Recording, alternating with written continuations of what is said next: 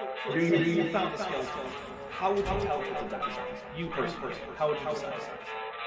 Well, interesting question. I don't know. I'd have to do some research on that.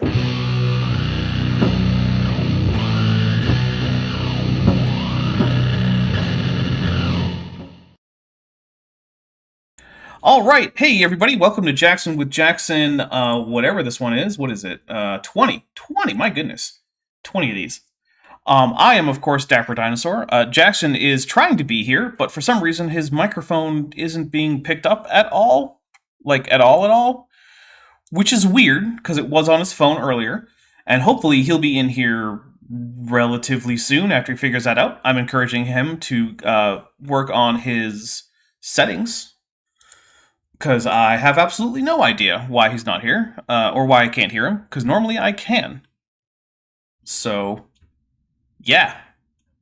But anyway, we are here to take a look at Dr. Charles Jackson, who has been telling us about stellar formation, which is a thing he knows absolutely nothing about. And we just got to the Q&A section, where he has been asked a question by a guy who actually seems to know a thing or two about star formation. He seems to be a bit of a ringer who's been brought in.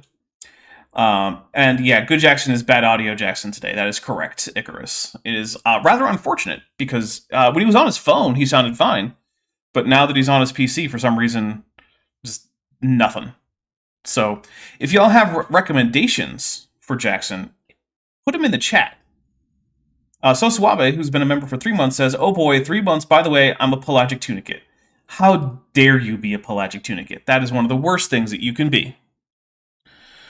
Okay, so before we get started, we do have some drinking rules that we go for with this. So what we do is, when the Creationist starts talking, we have a few drink triggers that he can cause. We also have a few drink triggers that you can cause, and a couple drink triggers. Oh, I think I can hear Jackson now. Jackson, say something. It's me. It is you. I don't know what the heck happened. I just restarted everything, so there you go. That's okay. I just started up the show because I figured eventually you would probably figure it out. My computer will evolve eventually. Yeah. Right, just like Ken Hovind says it will. Mm-hmm. Yes. All right. Now, first off, Astronekamimi just gifted 5 Dapper Dinosaur memberships. Thank you very much, Astronekamimi. So we will take a look at who actually got those, and then we will take some drinks for them. Because one of the drink triggers is, in fact, that we will take a drink for each membership gifted up to a certain amount. After about 30 or so, it's just like a finish your drink and go get another one kind of deal. But those went to Stacy C., Ruski Rumi, Daniel Bressler, Derek Henrik, and the Fishmonger Official. So let's take our first 5 drinks of the stream. 1, 2, 3, 4, 5. For those of you who are curious, I am drinking a Scottish-style amber ale,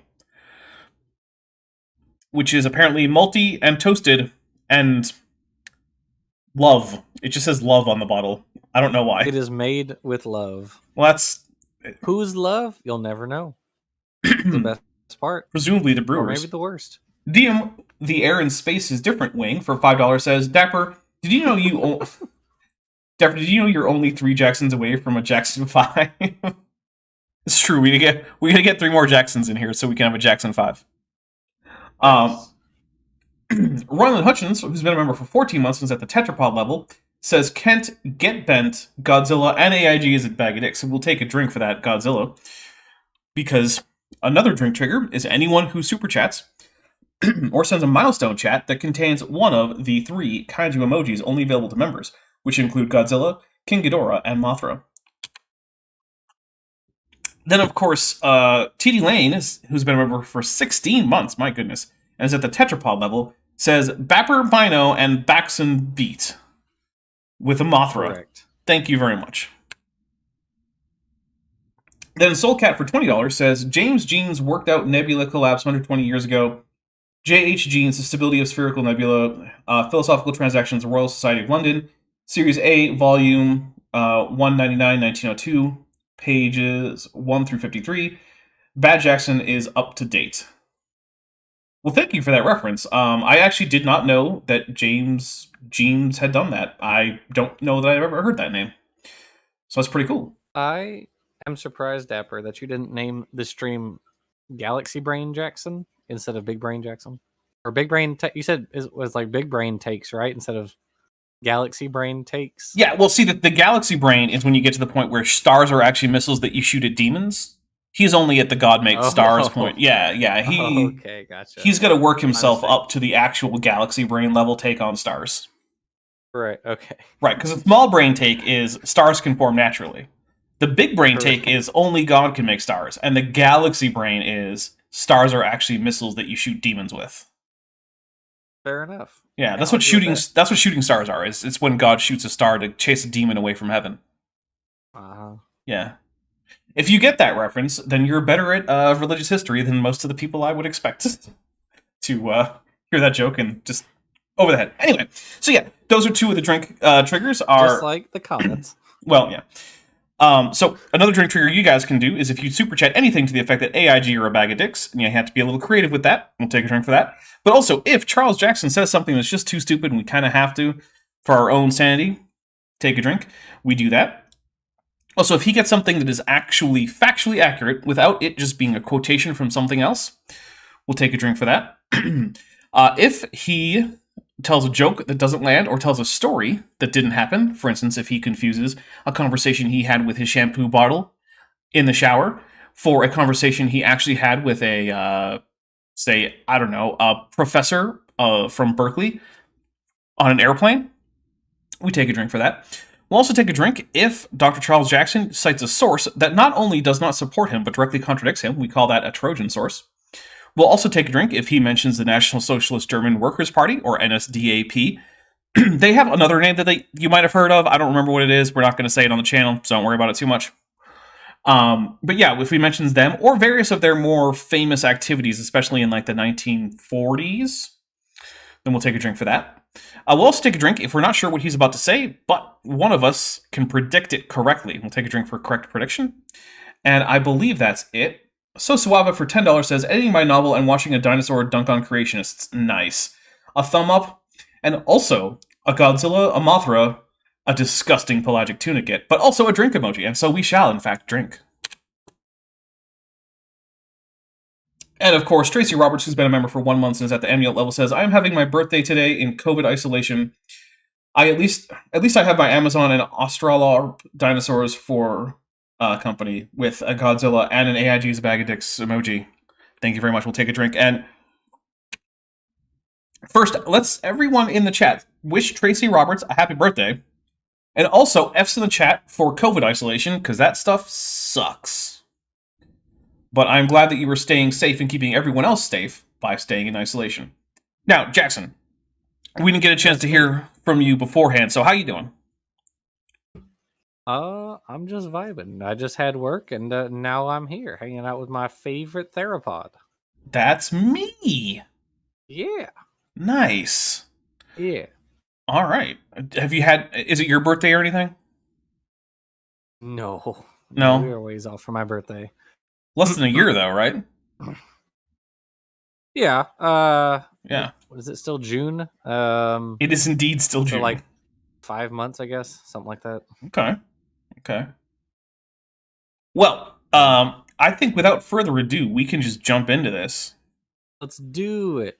All right. Out and do it. Now, to remind everyone, this is the Q&A section, and Dr. Charles Jackson has just been asked about stars from someone who we think is a little bit of a ringer who might be coming in from, like, the astronomy department or something, because seems to know a thing or two.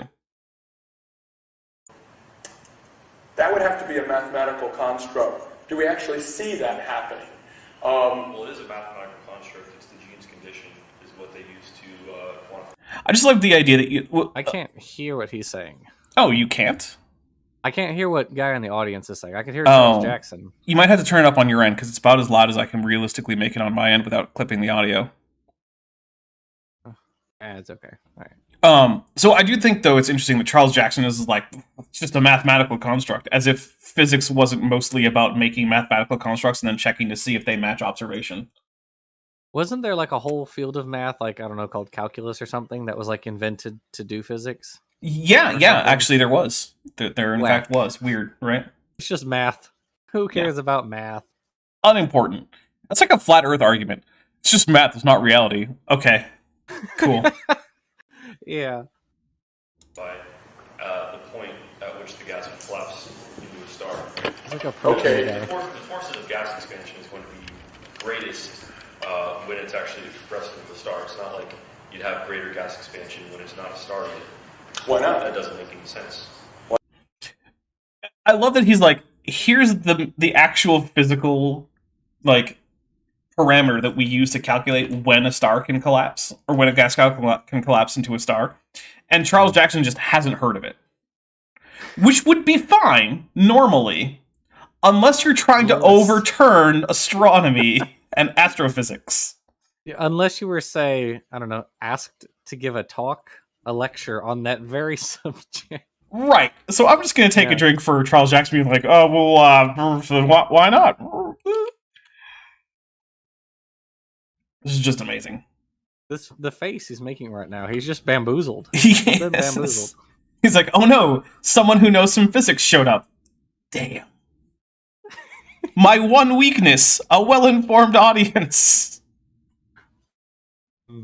Let's see. Bridget Adair, who's been a member for 6 months and is at the tetrapod level, says helping get ya toasty with a Mothra emoji. So we will take a drink for Mothra, the queen of the monsters,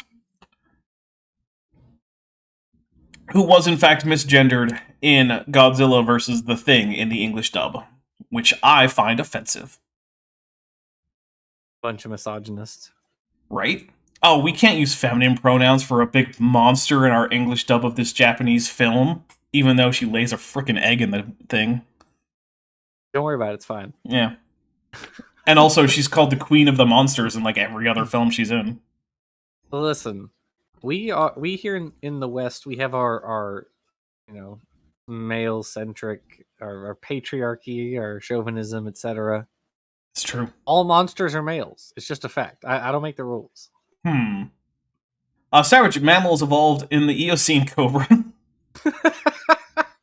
Amazing. For $2, says AIG is a scamming sack of suspicious sausages. They are indeed, and we will take a drink. Wait, who was the air in space earlier? Was that Savage Oh, Cobra? it was DM Wing. DM the air in space is different wing. Oh, Fearmonger has changed their name to Fear If We Evolved from African Americans Monger. Which is, I love that we're just getting the absolute greatest hits of all time dumbassery from creationists. It's amazing. I hate that I was there for the air and space comment. I love that you were there. That was a thing that was said to my face. I loved shit. In case you guys don't know, that was Matt Powell talking about how the air in space is different, but the sun still needs oxygen because, yeah, he has the same level of scientific understanding as JM Truth, the flat earther. And I just love the look on Shannon Q's face because she was like the moderator between you two. Yeah. You could just see that, like, it just short-circuited all of her neurons. She was just like, "What? No." Mine too. I like the look on my face. I'm like processing. The only person whose face you couldn't see was Godless Cranium because he uses the avatar. But yeah, I'm just like, what? Amazing levels of ignorance. But that's the guy who's going to overturn science. Everybody. Correct, because beards protect you from getting punched in the face, and oh my goodness, all that sort of stuff. Yeah. Because as you're compressing, heating up gas, the pressure expanding outward is getting higher and higher. Before the protostar heats up, you are going to have electron clouds. In the sun right now, you don't have electron clouds in the atoms. But before the gas... Fade to Grey Ultra Official. That's very official right there. So he's been a member for 13 months. Says AIG are a half-baked serpent haggis. Ooh. With horns emoji and a pelagic tunicate. Gross. Oh. I don't know why I gave you guys that emoji. All you do is misuse it. We'll take a drink. Alright. Gases start coming together, you are going to have electron clouds. you aren't going to have any strong force between any of the atoms. It's just going to be non-nuclear physics and chemistry, yes? Right, I was just using that as a comparison. I'm not A saying comparison of what? To the theory that a gas, if it's there's a force that the force of gravity can at some point overcome. Silent Tetrapod for $10 says AIG is a bag of folding full of suspiciously phallic-looking loot. Oh goodness, take a drink there. Just don't put a portable hole into that bag of holding, because then everything will spill out. Goop23 for $5 says, going by the big scary monster can't be a woman, they accidentally made him a trans man since he laid an egg. Yeah, I guess that is what... I guess, in a weird way, Mothra's trans in Godzilla vs. the Thing. Which isn't the case for Mothra, generally speaking. Good for them. Good Yeah, for them. the thing is that normally 2023. Mothra uses feminine pronouns, so it's just... Like, I still say that's misgendering. That Mothra is in fact not trans and is in fact cis, and should be using feminine pronouns, and that was a mistake in the movie. I just hope everyone has a good time. It was otherwise it was in fact a good movie otherwise. It had 2 baby Mothras. Nice. You don't see that very often. They're like kiwis. They just have one egg at a time. Yeah, well, so the idea is usually that like Mothra lays an egg, then Mothra goes off and fights some fight and dies, and then the egg hatches into the new Mothra, and that's like her reincarnating into the larva. Right. So Mothra dies in pretty much every movie she's in, but she's also born in pretty much every movie she's in. So it's just okay. So it's asexual reproduction. It's parthenogenesis every time, huh? Yeah, but like Phoenix style, where like it's that Phoenix being reborn. Yeah. Astronakamini for $4.99 says, I don't know, I think using a tunicate when discussing AIG whose members are such members Noah's Ark might not fit them is the right use for it. Yes, I will say, if you're using it to refer to AIG, then yeah, that's probably fair. Okay, good point. And we'll take a drink because that was close enough. Okay. The expansive force. Well, how could it if it's weaker? It's not like a straight line. So as you get more and more mass, there's a critical point where the mass of the gravity, even though it's a weaker force 1-to-1, will overcome the force of expanding gas. Well, the entire nebula has the exact same gravity when it's huge as it does when it's I like small. that this guy is just explaining physics to Charles Jackson. Yeah, and also Charles Jackson here is making a misunderstanding, right? So interstellar nebulae, right? They're held the way they are, right? By the fact that, to a large degree, the gravitational forces act intermolecularly within the cloud, right? Are mostly evened out between other nearby objects and within the cloud. That's why we need some kind of a pressure event to happen to make a overdense portion of the cloud that then can start the collapse of the whole cloud, right? If you just have a cloud of hydrogen hanging out in space, it's not going to collapse. Now, what causes these pressure waves today is a number of things. There can be things like satellite galaxies, which can induce spiral arm pressure waves. You can have things like novas or supernovas, which can then blast out material into the interstellar medium, which can cause a pressure wave that can cause collapse. But in the earliest universe, with like the Pop 3 stars, what it actually was sound waves that went through the opaque universe, which could at that time carry sound. And so these sound waves were actually generated as a result of quantum fluctuations in the initial stages of the Big Bang. And that's what actually caused the collapse of the first stars. So Charles Jackson is kind of right that there's no particular reason for a gas cloud to collapse on its own. It's just that you need something to cause it to start undergoing collapse. And we have those things. And also, Too Young to Feel This Old for $5 says, AIG is a fantastically full flask of floppy, fudged up, freaky flagpoles. Not sure I would want to put those in a flask, but hey, I'll drink to it. So, got anything else, Jackson, or should we hit play? Nope, that's all I have. Okay. It's just that the gravity is focused in one spot. So the actual amount of gravity is the same because... Yeah, if you're a particle far away from the gas cloud so that you can treat it like a point source of gravity, then sure. But if you're inside the gas cloud, that's not the case. This actually reminds me of... Jackson, you remember I did a debate with Flat Earth Aussie, or Flat Earth Jesus, or Flat Earth Aussie Roscoe, or whatever that guy is going by now? I think so. Yeah, I vaguely remember. So one of the things that he tried to do was try to dispute the inverse square law. Okay.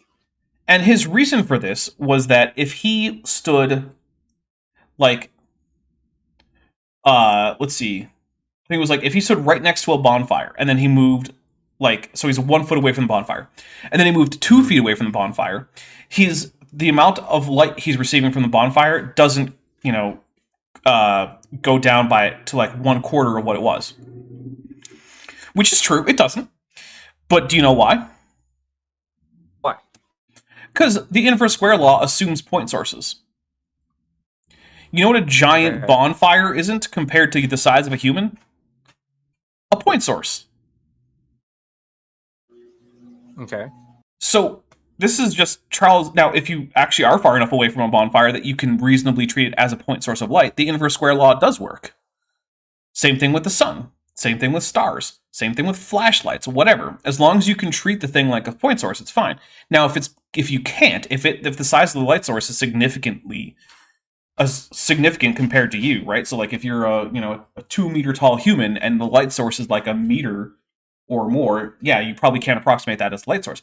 But you can actually use a more complicated version of the inverse square law using some calculus and using a flux coming in from multiple angles spread across the entire light source to actually figure out how much illumination you're going to get.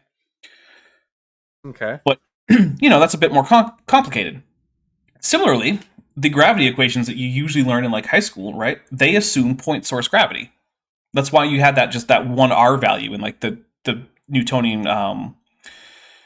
force of gravity equation, right? Like the force of gravity equals the gravitational constant plus mass 1 plus mass 2 over the square of the radius. Well, what if the thing that you're using can't reasonably be treated as a point source of gravity for you? Well, then you can't use that simple equation, and things get a little bit more complicated. And that's basically where Bad Jackson is right now. He's like, the only way that gravity works is if it's a point source, which, I'm sorry, Charles, but that's just not how reality works. And yeah, as Dr. Tapioca always points out, but calculus is magic, though, Dapper. Good point. Calculus is magic. Can confirm. I took Calc 1 and 2. It's just magic. Yeah. When you say, do you remember a debate I did? So on my last stream, Peter was asking if I remembered some debate that I had done, and I just did not. And for like 5 minutes, he was trying to describe this debate to me that I did, but I was like, I don't remember doing it. And then eventually he mentioned something about it, and I was like, oh, I do remember. But yeah, like, we've done so many of these over the years. It's like I sometimes I just memory hole them, There's that one that I did against the two dinosaur deniers that I've largely memory hold. I haven't memory hold that it happened, nor have I memory hold that one of them was far more pleasant to talk to than the other one, who I have no reason to ever talk to again, because he was just like, he was like AliExpress Alex Jones. Okay. Yeah, he's the Alex Jones that you get when you order Alex Jones from a shady website from China. But we have Alex Jones at home. Yeah, it's just this guy.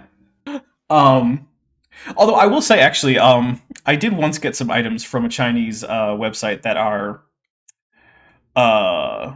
let's just say, I'm not going to tell you publicly what they were, but they were far cheaper than the real versions. They were indistinguishable after I put them together and applied some paint. And, yeah, they were pretty good, actually. They were actually higher quality than the actual original company was selling. Nice. So, yeah. Well, you love to see it. Yeah, so, there is a joke, and there is some truth to it, that, like, oh, this is the Wish.com version. Okay, but sometimes the Wish.com version is actually really good. Just not this time. Yeah. All right, we're going to hit play. Gravity like inertia, is a property of matter. Right, but as you get more and more mass building up in a specific area, and you start getting the photosynthesis in the middle, you're going to have a central point for the gas to collapse on you. Right, and so what our student here is describing, right, is so when you're just, if you imagine yourself as just like a particle of hydrogen, right, in a gas cloud, and you're essentially in a evenly dispersed gas cloud, the amount of gravity that you're feeling in different directions is going to be mostly even. It's going to be hard for there to be a preferred direction, right? Because gravity is a vector field. It has a direction to it. But if some of the gas in this cloud starts to collect at a particular point, then if you imagine all of the gravity surrounding you, right, as little vectors pointing from every other hydrogen atom to you, or molecules, if we're going to say that it's H2, it doesn't really matter. Right? So every other little particle has a little vector pointing at you, and you pointing at them. Well, if all those little arrows start to all point from one particular direction more than they do from others, they can basically add up into a bigger vector arrow that tells you which direction gravity tends to be pulling you. And that's all that is being described here, right? Because I like to think of like, you sort of think of like gravity as like a little pull from everything, and its strength is proportional. If you have like two objects, right, you can represent the gravity between them as two little arrows projecting from either one to the other, right? And that tells you which direction the gravity is going and how big it is based on how big the arrow is. Well, in this case, all the arrows are little tiny ones diffused everywhere, so you don't have much of a preferred direction. But once they start collecting in a particular direction, they start adding up and pulling you more strongly. And then that can help overcome any intermolecular forces that were repelling you, as well as it removes the fact that there was no preferred direction of gravity. It's actually not that complicated. I mean, it is if you want to get into the actual nitty-gritty mathematical details, but conceptually it's really not that bad. At least I don't think so. What do you think, Jackson? I let you I'll let you be my thoughts on this. Okay. I feel like astrophysics is not your forte. It is. You are correct, good sir. That's not really my forte either, but like, mine's a little closer to home. All right. Astrophysics. Now, I will say, we do have only 28 likes for 70 viewers. Don't make me quote Bilbo at you.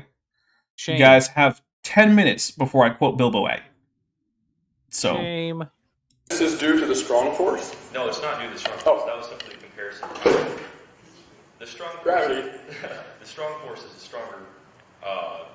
It's of the four forces, it's the strongest. Right. Why is he talking about the strong force? What does this have to do with gravitational collapse of a star? I'm just going to take a drink for, what about the strong force? You mean the thing that holds, like, atomic nuclei together? Yeah, what about it, Charles? Have you considered the strong force? Actually, in this case, no, because until, things like fusion start happening, it's not really going to be very important. Oh, horseflesh, you think I'm going to be quoting The Hobbit? No, my friend. I'm going to be quoting Bilbo from The Lord of the Rings. People forget, Bilbo is in The Lord of the Rings, too. But you have to be in close proximity Yes. to overcome it, right? So you have No, you have to be in close proximity for it to take effect. Exactly. We even think that if things get closer than that, they repel. And if things get a little further than that, they attract. That's the only... Now, okay, something you have to understand about the strong force and the weak force. Yeah, Charles Jackson is going to tell this idiot about the strong and the weak force. Yeah, this guy who actually, knows a thing or two about astrophysics. You're right, protons should fly away from each other because likes repel and opposites... It's another fill in the blank to keep you awake there. Come on, Turner, give it to me. Here we go. Yeah, opposites attract. So we knew... Rembrandt 972, it's true, Bilbo was still a hobbit in The Lord of the Rings, but he wasn't the hobbit in The Lord of the Rings. We knew there was a force holding the protons together, because we already knew electromotive force should make them fly apart, okay? We knew it was a force, and we knew whatever it was, it had to be strong. So we called it the strong force, and we thought we were on top of this, okay? And then there's another ancillary force that's doing the same kind of things in the nucleus of atoms. It was weaker, so we call it the weak force. we don't really get these forces. Not What's like the relevance of this to what the nebula or star formation? That is a great question. As far as I can tell, the answer is none. Because it really sounds like he's just like trying to say just words. He's just saying words because the physics student is showing that he doesn't know anything. And so in response to this, he's just saying words. well, he's trying to drag the student into areas that are irrelevant in the probably vain hope that he can then get some kind of point where the student doesn't know as much as Charles Jackson does. And then he can just make the student look dumb and then move on without ever having actually addressed what's actually happening. That's my guess as to what's happening right now. That's probably true. I would agree with that. Yeah, and as Dr. Tapioca Weasel says, nothing, which he typed out in separate letters per message. Thank you. Okay. I'm glad it's like I'm not just an idiot and like I just missed the point. I'm glad what he's saying really has no relevance here. Yeah, you're glad that you are an idiot, but correct. It's still not relevant. Exactly. All right. can do the experiments with gravity and electromagnetic force. These are a little bit, well, they're not as mysterious and make-believe as dark energy, because we actually... Oh my goodness. Let's take a drink for dark energy as make-believe, then we'll talk a little bit about dark energy. So, the universe is expanding. I'm assuming everyone here knew that. I got that one. But I did you the reference? But did you know that it is expanding faster now than it was earlier today? And it will be expanding faster yet tomorrow. I've heard that, yes. Now, what is it that's causing this? I don't know. It's dark energy. Now, okay. Exactly what dark energy is, I don't know. It's the thing that is causing that effect, right? We don't completely understand it. We don't know why it exists, but it's the name that we've given to whatever it is that causes the effect, right? Okay. So it's sort of like saying that Einstein couldn't talk about gravity because he just measured that things fall towards, other massive things. But he didn't know why. He couldn't describe, the curvature of space-time or things following local geodesics in order to take the straightest line through curved space-time. He couldn't do any of that. So gravity was just made up by Newton. No, it's just what he called the thing that he didn't know what it was that was causing objects to follow his gravitational law. You don't have to know everything about a thing to name it. And if you name something that's obviously, if something obviously has an effect, right? And you name that thing, even though you don't fully understand it, that doesn't make it made up, right? Okay. It's like when Mendel, who was it invented the word gene? Mendel used trait. Gene.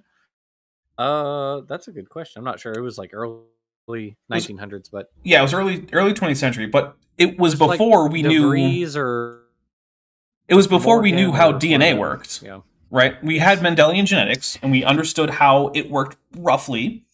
I think it was Morgan. Right. It was Morgan. And so, we have a guy who comes up with the word for gene. That's not made up. We know that there's a thing causing these traits that's underlying whatever the mechanism of heredity is. And it's a gene.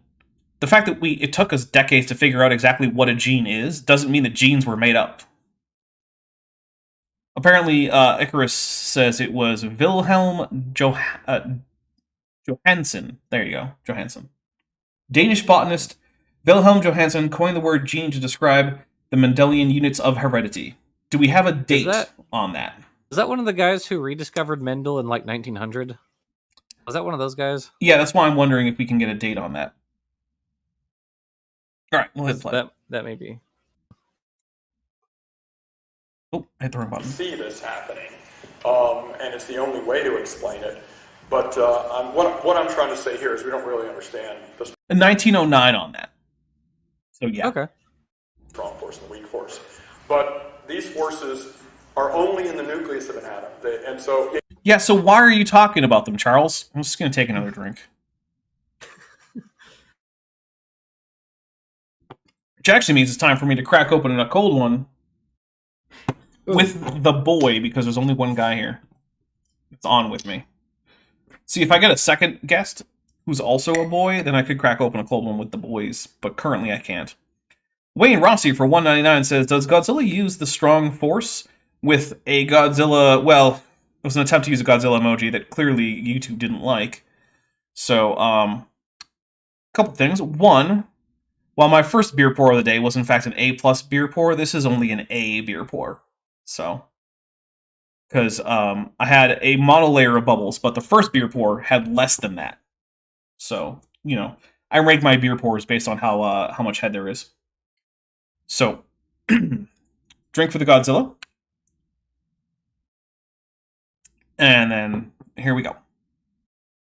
You were saying it's not the strong force, but I still don't see how a bunch of normal gases, this wouldn't even happen in a gravitational Bold field of you like to assume they're normal. Yeah, they could be abnormal gases, man. Come on, don't be gas normative. Have you tried seeing if your gases are normalized? No. Then how can you just say that? My guess is that most clouds of gases have not been set in a 0 to 1 range. Yep. Mm-hmm. So. on Earth, where you could actually get a gas cloud by its own gravity to... Actually reminds me, I once taught someone how to normalize data, and they were like, is it really that simple? I'm like, yeah, it's really not that hard. Like, if you have to do it by hand, it's really not that bad. It was like, oh, I thought it was this arcane process that only computers could do. Like, nope, it's just arithmetic, basically. Fortunately, however, we do have lots of programs that will do it for you, like the one we use at LSUS is a SPSS. It's basically Excel, but with more functions, and it's like you just input your data, then you can normalize it, and then run a bunch of different Beans tests and Wilcoxon tests and all that sort of stuff. And easy peasy, lemon greasy. Yeah, it is easier to do it with a computer, but it's like a 2-step process. It's in case people don't know, right? You take your lowest data point, right? Find out what that is, and subtract that value from all your data points. Then you take your highest data point, and you divide all your data by that number. And now everything is from 0 to 1. And still with the same proportionality. That's it. That's all you have to do. It's surprisingly simple. And if you want to normalize to a different range, you can use the same technique. You just have to adjust the amount that you divide everything by. So, Yep. Yeah. Contract, even with the help of our planet's gravity, and heat up enough to start fusion. Long before that, the gas cloud would have to come back out. It would someone could make some kind of a mathematical posit, but look at the equation. There's got to be a little fudge factor in there. I feel like the guy's explaining that exactly to you. Right. He's saying, hey, look, we have the equations. They do not produce the result that you're expecting them to. So there isn't this problem that you're pretending that there is. And his response is like, yeah, but there should be. Okay, great. I'm glad that your intuition says that there should be. But you know what's next? You know what's worse than useless in physics? Human intuition. What? Yeah, human intuition. Human intuition tells you that the Earth is flat, that the sun revolves around the Earth, and that heavy things fall faster than light things. You want to guess how many of those things are true? How many? None. Yeah. It turns out intuition is really, really bad when it comes to physics. Making this happen. Otherwise, we could do it here. Intuitively, I mean... Do it where? What do you think, you're going to make a star in a freaking lab, man? Come on. I'll take a drink. I know there's an experiment. I don't remember what it was for, but Lawrence Krauss talks about it in A Universe from Nothing, involving it's like theoretically if we could catapult a star from Earth and watch as it leaves or whatever, something like that. But Charles Jackson sees that and he's like, yes, get this running right now. Yeah, let's do it. It's like, no, man, we can't. Acknowledge that the expansion of the gas is going to just want to expand, right? But there is a critical point called the Jeans condition where the strength of the gravity and of the mass of the gas overcomes that of the expansive force. How do we know that there is that point? Have we seen it? No, we don't. No, but okay. we do know that because It's not like the triple point of solids, liquids, and gases. We can actually do experiments with this. Is there must be a point simply because why must there be? gravity overcomes the forces of expanding gas in a star. Is it because stars did collect by gravity that there must be a point where this can happen? Well, surely you're not saying that the force of gravity is stronger than the force of heating expanding gases. No, I'm not saying that. I'm saying that gravity can never be as strong as the force of loose gases. Now, here, I think the student here is actually making a bit of a tactical blunder, and I'll describe why. What I would go with is the reason that there is such a point is because when you actually run the equations necessary, you find that there exists a range of values for which the gravitational pull overcomes the repulsive intermolecular forces of the gases. So therefore, it exists unless you want to say that the equations that are used, like the gas laws or the universal gravitation, right? Unless you want to disagree with those equations and offer up better ones that actually make better predictions, then we know that there is such a point, because that's what those equations tell us. And if those equations are true, which is the basis of Charles Jackson's whole point, is that these equations are true, then we know that this isn't a problem. My Unfinished Journey for $2 says, AIG is an arcane arc of anxious appendages. It's a lot of A's. I like it. And we took a drink for it. So, I do think the student is making a mistake there. Now, to be fair, my guess is this student doesn't spend as much time trying to make points against young Earth creationists as, say, I do, which is... let's just say this. Considerable. Yeah, more than anyone really ever should. I spend... I've been taking a little bit of time off lately, so I haven't been doing it so much this past week, but, like, I spend ridiculous amounts of time thinking about how to respond to young Earth creationists. So I'm not blaming the student, but yeah, I do think that was a tactical blunder. He should have gone with the actual equations result in these values if you plug in, the starting conditions and you run them forward in like a forward time simulation. And then Jillian Wren, who's been a member for 4 months and is at the amnio level, says, Dapper, are you saying math is real? Come on. Yeah, actually, I am saying that math is real. I'm saying that math... So here's a few things, right? We can get a little bit into like what I think of as terms of like the philosophy of math and how it relates to reality.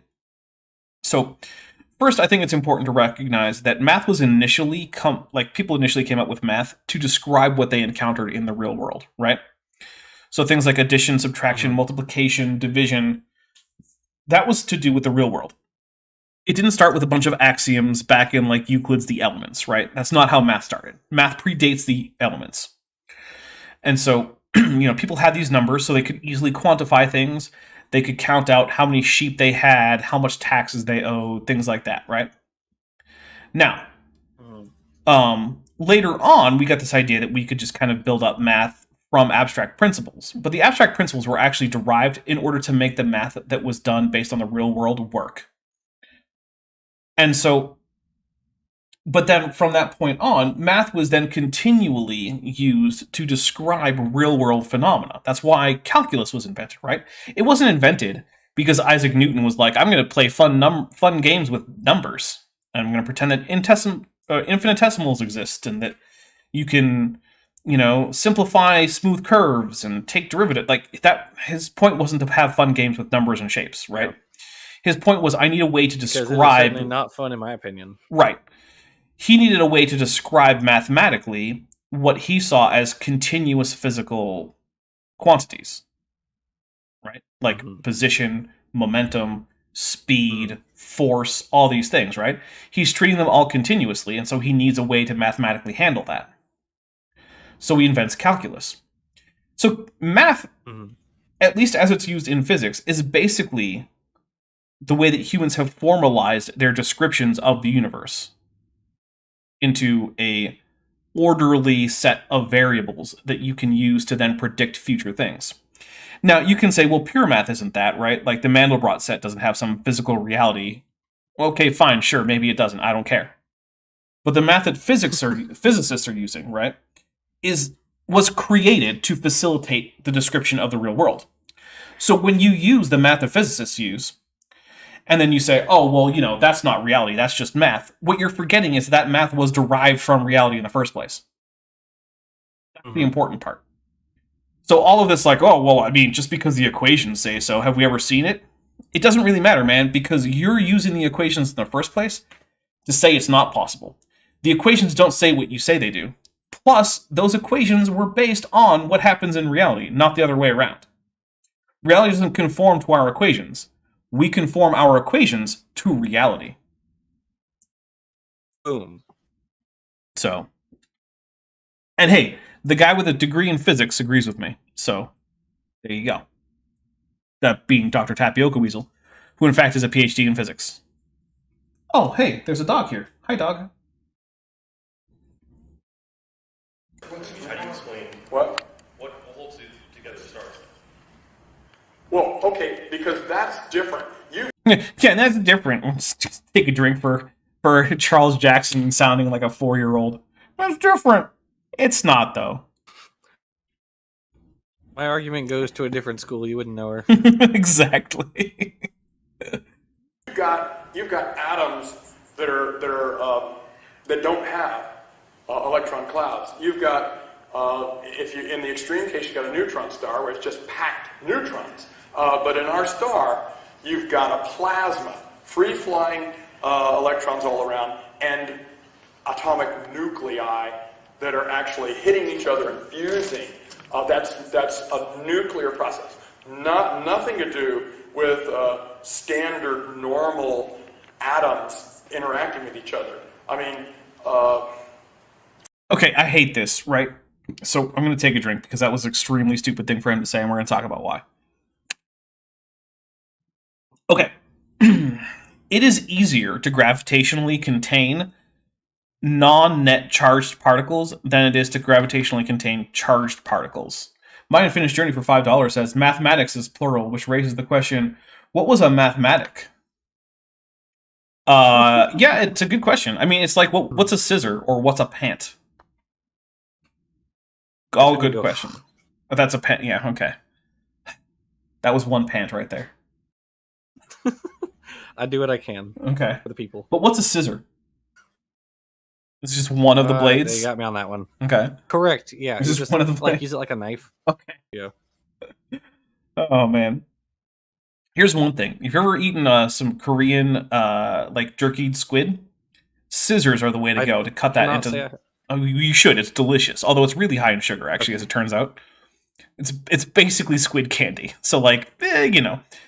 But that's a sentence that I didn't expect to hear today. Look, I've been to Korea a few times, and I really like the dried squid that's, you know, got chock full of sugar. It's great stuff. But kitchen shears or scissors, cut it into strips first. Don't just try to, like, bite into a whole dried squid. It's not going to go well. Anyway, I forgot where I was. Oh, right. Charles Jackson with the gravity and the charged particles. We weren't talking about Korean squid candy. Also, I just found out apparently that, like, Squid Game was, like, the most popular streamed show of, like, all time by, like, a big margin or something. I was like... All time? Really? Well, okay, so far, maybe. But, like, yeah, apparently... no, seriously, still, that's crazy. Yeah, apparently, and I mean, look, I read this on, like, an entertainment news website, so maybe they're not being truthful about that, I don't know. But yeah, and, this says something like 60% of, Netflix users worldwide have watched Korean entertainment, which is, like, just not true for most other countries besides the US. Like, Korea's just going to gangbusters, and so, like, Netflix dumped, like, $1 billion into Korean entertainment to produce new shows and movies for them. Okay. Well, Which... if it works, right? Yeah, hey, I mean, look, there's a lot of great stuff coming out of Korea, so I hope they keep it up. In fact, I'm actually starting to now recognize a few Korean actors. So, yeah, I'm like, that's that guy from The Thing! That's the guy from the thing. Yeah, exactly. Anyway, okay, so here's the thing with charged particles, right? Charged particles like to repel each other and attract each other. So if you have a soup of, atomic nuclei, they're harder to contain than they would be if they were just, atoms. So Charles Jackson being like, oh yeah, but the sun is full of these free-flowing electrons, as if that helped. No, that doesn't help. That makes them harder to contain. So that's why we drank for it. Anyway. He's just a silly guy. Atomic Squirrel says, dried squid candy is my Bangles cover band. Look, it's not actually candy, right? But like, it is really high in sugar. I remember I was gonna order some because I was like, I could use like a high protein snack or something. And I looked at the nutrition label and it was like, oh, this is just chock full of sugar. Never mind. I'll choose something else. It's a totally different thing. Now, if you actually have normal atoms and they're heating up, the average temperature of space is 3 Kelvin. Let's say these clouds are heating up to 100 Kelvin, There's still many gases that are liquid and even solid at that temperature. Let's get up to 300 Kelvin. Let's get up to 400 Kelvin. But, you got to get up to like 1,000,000 Kelvin to start the... But when you get up to like 400, 500 Kelvin, gases are going to push apart from each other. Your tire on your car would explode as the gases are trying to... Is this man even talking about at this point? Yeah, I don't know. The tire on your car would explode at like 1,000,000 Kelvin. Yeah. I feel like it would explode sometime before then, but that's just me. True. I'm just going to take a drink for like... Your tire is a really bad... your tire couldn't sustain these temperatures. Therefore, neither can protostars. You know what, Dapper, in his defense, one of your drink triggers is if he says something that is true, we have to take a drink. Oh, that's true. That means we have to take 2 drinks. I just took one for it being stupid, but I'll take another one for... Technically, it is true. Your tires would, in fact, not be able to sustain containing a 1,000,000 Kelvin plasma. I can't disagree. That is true. Good job, Charlie. Chuck. I don't know. I knew a Vietnamese guy whose first name was Charles. Okay. I believe it. Okay, yeah, but you know what the problem is there, right? What? What's short for Charles?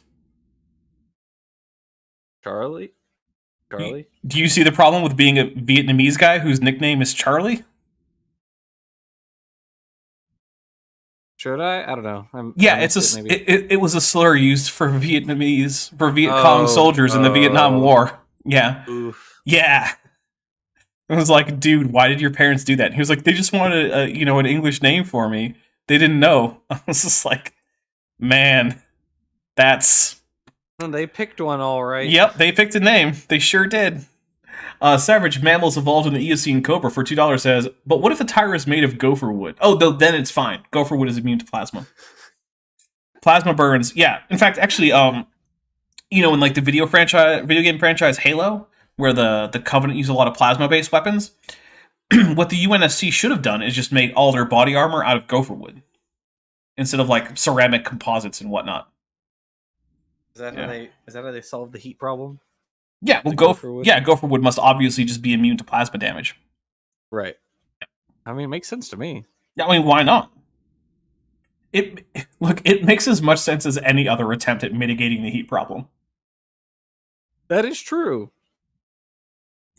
And certainly the gravitational attraction isn't as strong as the steel radial belts trying to hold the gas in your tire. When we're talking about... We'll take another double drink for that being stupid and technically correct. One. Yes. It is in fact correct that steel bands or your tire rubber aren't strong enough to contain a 4 million or 1 million or whatever Kelvin plasma. However, that's not really very closely analogous to the gravity of an entire star, which is what we're talking about here. So, yeah. Only say that because you want to live in sin.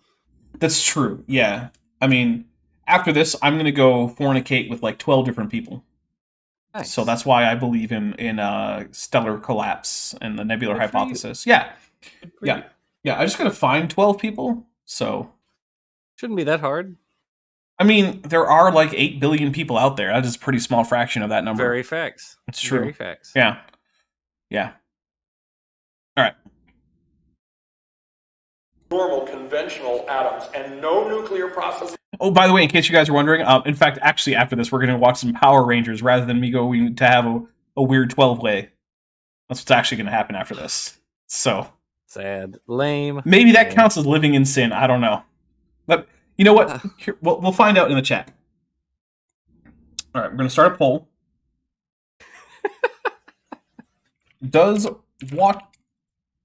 watching Power Rangers count as living in sin? We'll find out, guys. There's 81 of you. I expect at least 70 votes on this. Does watching Power Rangers count as living in sin? Okay.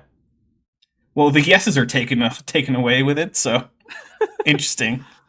Are happening at all. No nuclear interactions are happening. We know from the laws of science it can't happen. So the gene triple point of this is... I love how he's like, oh, we know from the laws of science this can't happen. And here's this guy like, actually, the laws of science say it can happen if the genes condition is met. And his response is like, nah, because of the weak force and the strong force and plasma. Oh, okay, cool. Well, it's a mathematical construct. And by construct, I didn't mean proved by mathematics. I meant a mathematical work of art. Okay, everyone's telling me that if it's turbo... Yeah, mathematical work of art. Everyone's telling me if it's turbo, it's a work of sin. Or it's a living in sin. And, like, you know what? I kind of get that, because turbo is... It's pretty bad. It's pretty bad. Turbo's not good. Alright, so let's talk about this. It's just a mathematical construct, right? The way we check to see if something is possible in physics is by using heretofore undisconfirmed equations to check to see if they actually result in something. And you might say, well, that doesn't prove that the thing really exists. On its own, I would agree. That is not sufficient to say that this definitely exists. But here's the thing, right? It means that our physics predicts that it should exist, it should be possible. If you want to say it's impossible, you have to give a reason for that beyond just incredulity. And a number of things that were predicted based on mathematical equations in physics that weren't known to exist were then found. Most notably, black holes. Black holes were basically thought up because someone was tinkering around with Einstein's field equations, and he was like, oh, hey, look, if I shove this much mass into this small amount of space, then the whole thing just kind of collapses in on itself and it reaches like infinite curvature. That's weird. I guess it's like a singularity. Maybe it's like a black star or something. And then, eventually we settle on black hole as a name instead of black star. Although, if you watch Star Trek, the original series, you can still hear the term black star in reference to black holes, but whatever. And then, sure enough, then we found evidence of black holes in the form of, like, gravitational lensing, the orbits of stars around black holes, which were basically orbiting around otherwise invisible points of gravity and orbiting very, very, very quickly, indicating that invisible point had very high mass. And then, most recently, we've managed to actually take pictures of black holes. And I don't know what else you need to demonstrate that something exists beyond, a picture. Heather Kuhn says, hey, where's Turtle in the poll? I didn't feel like it was fair to put turtles in this poll, specifically because the first monster that the Turbo Rangers fight is in fact a turtle monster. And I felt like that might be opening up some traumatic events from the history of turtles in film for the turtles. And so in order to spare them from the... which I'm now doing, I guess, but in order to spare them from bringing up all that trauma, I decided to try not to include a turtle option in the poll. I now realize that perhaps it was futile and that they were going to be reminded of this event from Power Rangers history no matter what. And this is after they had to live with the horrors of Shell Shock, who was a turtle with a traffic light coming out of its back. Which was a monster in the Season 1 of Mighty Morphin Power Rangers, who is also referenced in Mighty Morphin Power Rangers Once and Always, the 30th anniversary special on Netflix. Tracy Roberts, for $10 dues, says this can give a new flat Earth theory. The Earth is a steel-belted radial, and the sun rolls around the sidewall. Also, AIG is a swarm of selves, and we are the outflow. Oof, gross. I'm going to take a drink for that. That's gross. Steve Areno slanderously says, or sorry, libelously writes, to be more accurate, Dapper loves Blue Ranger Justin. Dapper Dino emoji and a boffer emoji. We'll take a drink for that. No, Justin is terrible. Look, if you want to know my favorite Blue Rangers, my top two are Billy, the original Blue Ranger, and Coda, the Dino Charge Blue Ranger, who is in fact a caveman from the Pleistocene. Nice. Yeah. He saved his brother from a saber-toothed tiger. Nice. Yeah. And then he bonded with the Blue Energem and was frozen in ice after being bonded with the Blue Energem for thousands of years, only to be woken up to become the Blue Ranger.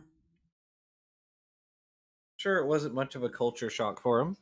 No, actually, the show spends a lot of time dealing with the culture shock, although from a fairly comedic standpoint, right? Yeah. Like, his English is very broken, and he sleeps on the floor because he's not used to, like, beds or anything, and Right. he's always off trying to do things like, oh, I'm hungry, I'll go hunt something, and they're like, why don't you just have a burger? Right. So, no, but Coda's great. Yeah, Coda and Billy. Anyway, here we go. Actually, you know what? No, we're going to take a quick break. It's just past the hour mark, so we are going to take a quick break. I'm going to get myself some more beer, and then we will be back in just a little bit. So why don't y'all hang tight? Jackson, if you need to get yourself a new drink, use the bathroom, anything like that, we will be back in just a few minutes, and in the meantime, you can listen to the musical stylings of Beethoven, and interestingly, he released a new song today. You can get it for free, but if you'd like some to get his songs not just for free, but also get some like behind the scenes stuff that's exclusive, he has a Patreon that is linked to the description. And if you want to support his music, you can look there. So yeah, check that out. And right before we go, we'll read this membership chat, which is Ember, who's been a member for 2 months and is at the annual level, says, fun fact, black holes were conceptualized in 1783. John Mitchell figured there might be a star with so much mass/gravity no light could escape. That is a fun fact. That's pretty cool. I feel funner already. Dapper Dinosaur, Steve Reno says, what about Claire Masters? Okay, I don't count my RPG guys because then I would just list them, but then most people who watch Power Rangers don't also watch my RPG live stream, so like, you know. And David B22585, I am drinking some Kilt Lifter Amber Ale. And yes, live long and prosper, Borean Emporia. All right, here we go. We're going to actually go on break now.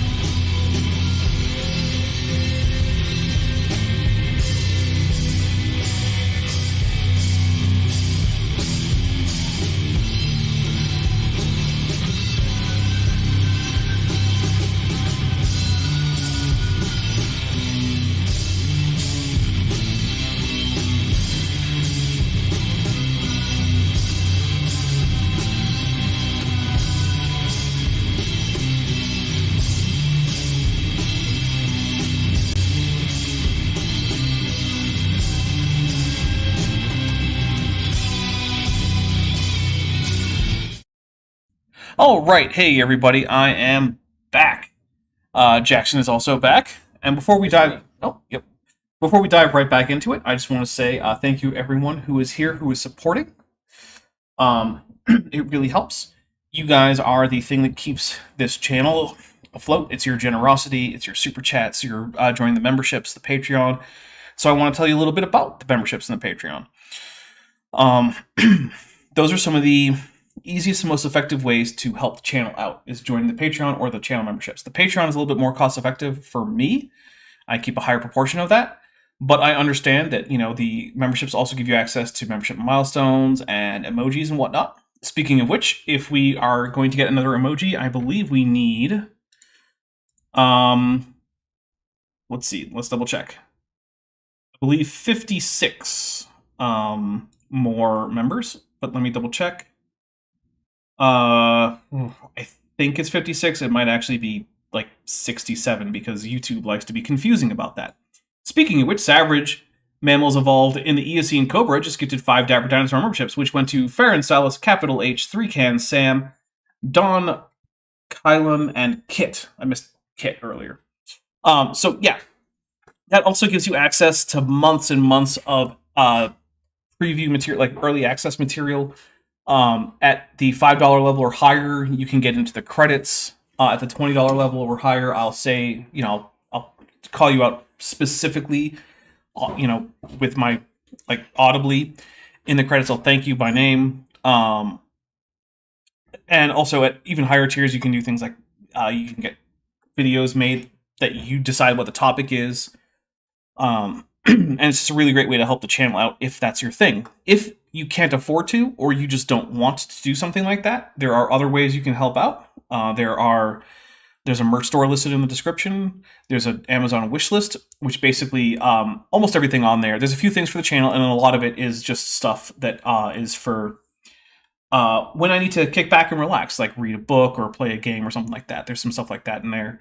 And if monetary support isn't something you can afford or want to do, make sure you like these videos, share them with people, with other people who will like them, and comment, because that's what drives the algorithm, which the algorithm has been kind of mean in June. It's, yeah, views are down, and it's not just me, right? A number of channels that I follow and whose owners I know have been having similar problems with the algorithm. It seems like maybe like science and debunking is just not hot with the algorithm right now. I don't know. Dr. Tapioca Weasel, though, has gifted 5 Dapper Dinosaur memberships. They went to Thomas Garman, Theodore Pietzrak, I think. Sorry if I got that wrong. Please let me know. You are Victoria. No, you are Victoria. Or maybe someone else is. Oh, and H. Jasper E. and Blue Flame. They're all gifted memberships, so that means we have 10 drinks now. So here we go. 1. Oh, and do get in your tetrapod and sessile tunicate emojis. No pelagic tunicates. Don't scare people away. 2. 3. You need to get some C squirts at your work there, Jackson. Hey, listen. I've tried talking to them. Actually, right now, we're getting some 4. various arthropods. Any picogonids? No. 5. That would be really neat. But no, these are all terrestrial arthropods. Are any of them chelicerates? Yes, actually. We have an amblypygid. 6. For anyone who's not in the know, that's really cool. That is a tailless whip scorpion. I actually 7. was at a reptile convention this Saturday and Sunday. 8. I went to it both days. And I was very surprised to see that they had a 9. solifugid there. Now, see, I get those in my yard. Well, or sometimes we bathtub. don't get them here. And I think they're pretty darn cool. They are. I've had 2 in my bathtub, actually. I would not like that, but I think they're neat. They're harmless. I'm now pouring another beer. But like, they, as I understand it, they're relatively difficult to keep, which is why I thought it was really cool to see them. You know, in person. Yeah, they're, from my understanding, is similar, that they're not very... Ooh, this is an A+ pour. Awesome. Yeah. A+ pour is when you have so little head that not only is it only a monolayer of bubbles, but it's not even a complete monolayer. There's just some open, no bubbles. All right, and that's going to be number 10 for this. Thank you very much, everybody. Okay. Now, let's hit play on this. Oh, in case you guys don't... one cool thing about Amblipighids, or a thing that I guess is true, is that a 3D model of an Amblipigid was used as a stand-in for the most toxic spider in the world in Harry Potter. Which is weird, because they're not venomous at all. And not spiders. And they're not spiders. And it was used to demonstrate like the Crucio curse or some nonsense. Yeah. Now, Soswaba has. Oh, let me real quick. Soswaba has gifted 5 memberships. They went to Brian Stevens, Big Thang, Flying Wayne, Donnie G, Raised Wing Ratha, and Claire View. And so we will take 5 more drinks while Jackson tells his story. 1. Oh, I was just going to say, they're also... 2. There was an episode of Fear Factor 3. in which they were described as 4. giant cave spiders or something like that. And 5. if this lady ate one, then they would give her like $10,000 or whatever it was. And I think that's just terrible. Yeah, I don't know why you would want to kill Amblipighids just to... They're literally harmless. Yeah. I mean, that's probably why they use them, is because they're harmless, because otherwise they'd be in all sorts of trouble with their insurance. Yeah. But I felt really bad because, like, he can't put up a fight or anything, you know? It's not like trying to eat, like, a snake or, a venomous snake or something. No, just, like, he can't do anything. It should actually be you have to fight a porcupine barehanded. Correct. Now, by the way, does watching Power Rangers count as living in sin? Yes, 77%. No, 22%. There you have it, Dapper. Yeah, and it did, in fact, get more than 70 votes, which was my request. So I guess I'm living in sin. All right. Living in sin. I feel like I was doing that back when I was a young Earth Creationist, though, because I definitely started back when I was a kid, and I was a young Earth Creationist then, so I don't know. All right, here we go. A wonderful idea, but it is now outside of the realms of hard science. And I don't mind... Hard science, the hardness of science is usually based on how much math there is in it. That's why, like, physics is considered to be basically the hardest of sciences. Biology is supposed to be a little on the soft side. And then, like, sociology is, like, the softest of sciences. Although I will say, squishy little science. When I actually took a sociology class, they had these equations in there, and they had factors like level of oppression. And me, having some scientific training, was like, how in the world are you measuring this so that you can do math on it? And my professor was like, I don't know. I was like, so then how is this an equation? He's like, it's really not. I was like, oh, okay. Cool. It's more sociology. Like vibes, basically. Yeah. Look, I'm not going to say there's no rigor in sociology. However, that aspect of sociology did not impress me. Steve Reno has just gifted 5 Dapper Dinosaur memberships. They went to Eric311, Space Dragon, Serge Heichko, Jacob Maston, Thomas Gallipoli, and Mary Ann the Night Owl. So we will take 5 more drinks. Here we go. 1, 2, 3, 4, and 5. Okay. Something that's soft science, but it remains a posit, a construct, and not something that can be tested at all, falsified or verified.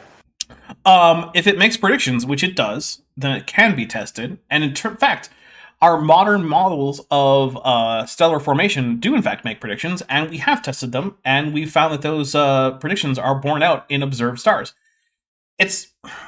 I've said this before, right? But let's say my hypothesis is that this seed that I'm hypothetically holding in my hypothetical hands that are capable of holding hypothetical seeds, because, my dinosaur hands are actually pretty bad at gripping tiny little seeds. But we'll just pretend I'm able to do this. Like, pretend I have a monkey's paw for some reason. Okay. My hypothesis is that this seed can turn into a giant redwood. And I have a hypothesis about this, right? So I'll say, like, it can sprout into something like this, and I'll point to a sapling. And this sapling has the same kind of leaves as the giant redwood. And then it can grow into a modest-sized redwood, and I'll point to one of those, right? And then it can grow into a giant redwood, and I'll point to one of those, right? And I can make all sorts of predictions about how the seed will germinate and how it will sprout and poke up through the soil and whatnot. And I'll even say, like, and hey, look, when I do genetic testing, the seed comes back as being most genetically similar to giant redwoods. Okay. And then you counter with, like, well, yeah, we can't really test that, though. And I'm like, why not? It's like, because you can't watch a seed grow into a giant redwood. I'm like, well, yeah, it takes, thousands of years to get to be the size of a giant redwood, like, 2,000 or 3,000 years. But we can see every step, and we can actually see transitions between some of the steps. And then you're like, yeah, but you can't watch the whole thing, so no. That's just Charles Jackson's argument, basically. Is unless you can sit and watch a seed grow from a seed into a gigantic hundreds of meters tall redwood, it doesn't count. I personally think that's dumb. I would happen to agree with you on that. Weird. All right. So, hey, it might even be true.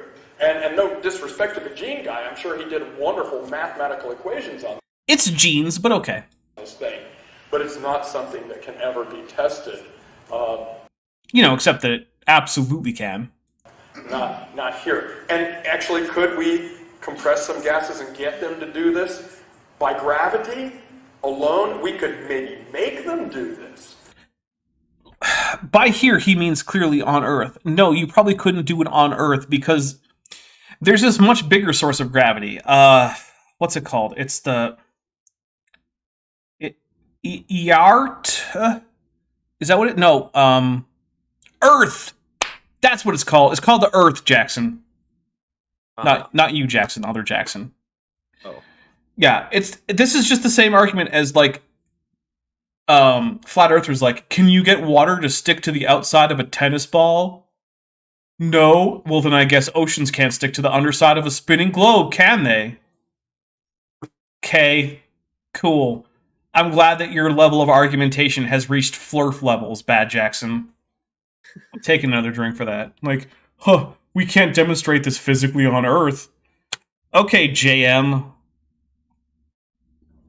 Seriously, like, I do not get why... No, I do, right? But it's still, to some extent, surprising to me when creationists sink to flat Earth level argumentation. We're just like... Oh, the fact that you can't physically demonstrate stellar formation on Earth in the presence of Earth gravity with amounts of gas that could be reasonably transported by humans means that we can't test stellar formation hypotheses. Just impossible. Okay. That's dumb, but okay. I'm glad that you're not interested in doing science. The actual astrophysicists are going to keep doing science. And they're going to ignore your juvenile flat Earth level arguments as to why they can't do it. And they're going to keep publishing. Because that's the other thing, right? What actually matters... Okay, I'll back up a little bit. Creationists like to play act at science, right? And they're going to be like, oh, we're going to overturn the scientific paradigm. Jackson, how close do you think creationists are at overturning the scientific paradigm in any field they touch on? 0. Yeah. And the thing is, it's because they don't even really try, right? Yeah. Like, when was the last time creationists actually published something that, if they're correct about it, would actually overturn a significant aspect of science in an actual peer-reviewed journal? I cannot think of one instance. Oh, hey, Mothra came by. I hear Mothra, so we'll take a drink for Mothra. Thanks, Mothra. Yeah, it basically just doesn't happen. They don't even try. But they like to project a facade of that's what they're gonna do, right? Oh, we're gonna figure it out. Everyone will know. And then we'll have all the wonderful credit or whatever, I don't know.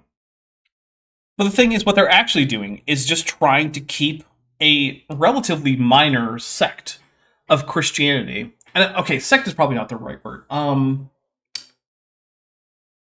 Because there's multiple sects that are young Earth creationists, and then there are sects that some are young Earth creationists and some are not. So sect is not really right. A minor school of thought within Christianity, within that school of thought,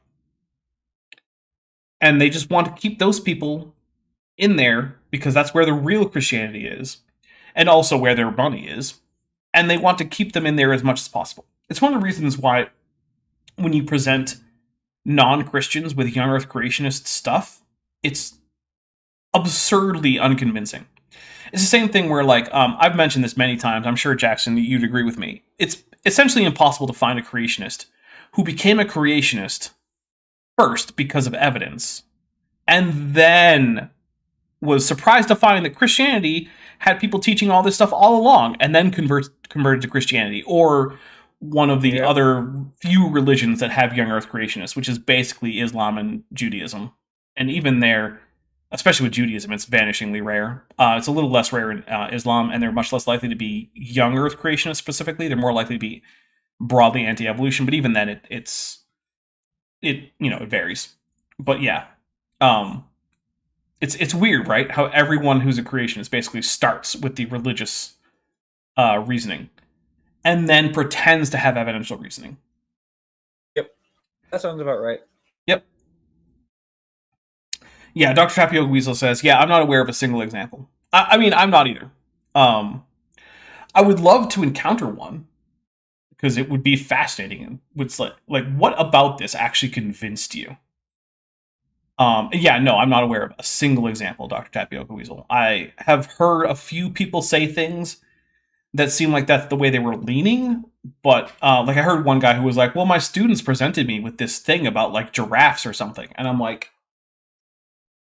I don't believe you, because either you were terrible at this job of teaching evolution, or you're just lying. But Yeah. and I don't remember who that was, but that was the only time I've even heard someone claim it.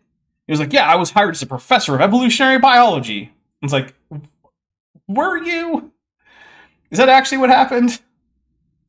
DM the Air and Space's different wing for $2 says, Skrunk!